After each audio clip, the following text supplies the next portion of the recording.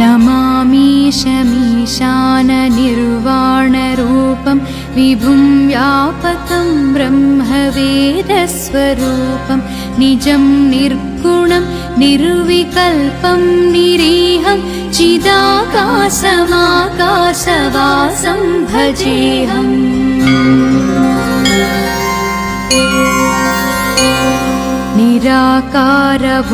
निराकारवोङ्कारमूलं तुरीयं गिराज्ञानगोतीतमीशं गिरीशं कळारं महाकालकालं कृपालुं गुणाकारसंसारपारं नतोऽहम्।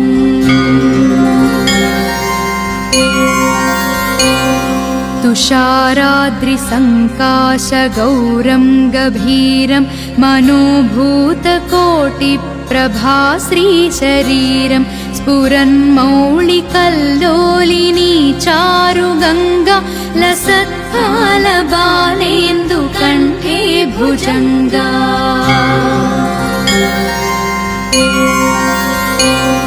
चलत्कुण्डलं भ्रूसुनेत्रं विशालं प्रसन्नाननं नीलकण्ठं दयाळुं मृगाधीशचर्माम्बरं रुण्डमालं प्रियं शङ्करं सर्वनाथं भजामि।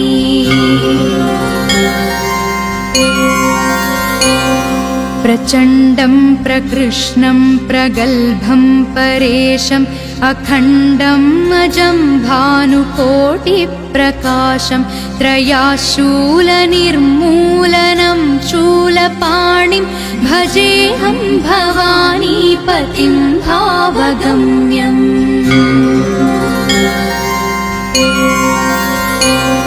कलातीतकल्याणकल्पान्तकारी सदा सज्जनानदं दाता पुरारि चिदानन्दसन्दोहमोहापहारि प्रसीद प्रसीद प्रभो मन्मधारी।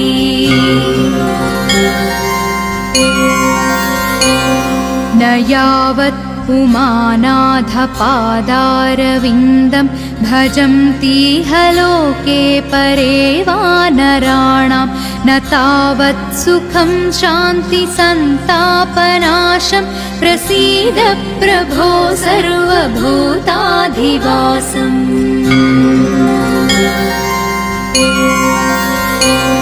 न जानामि योगं जपं नैव पूजां नतोऽहं सदा सर्वदा शम्भुतुभ्यं जराजन्मदुःखौघतातप्यमानं प्रभो पाहि यापन्नमामीश शम्भो।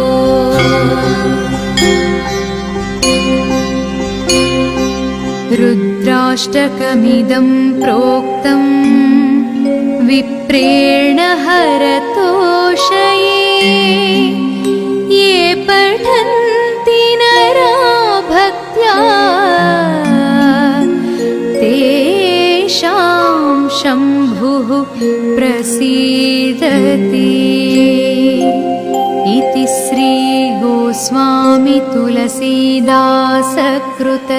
श्रीरुद्राष्टकं सम्पूर्णम्।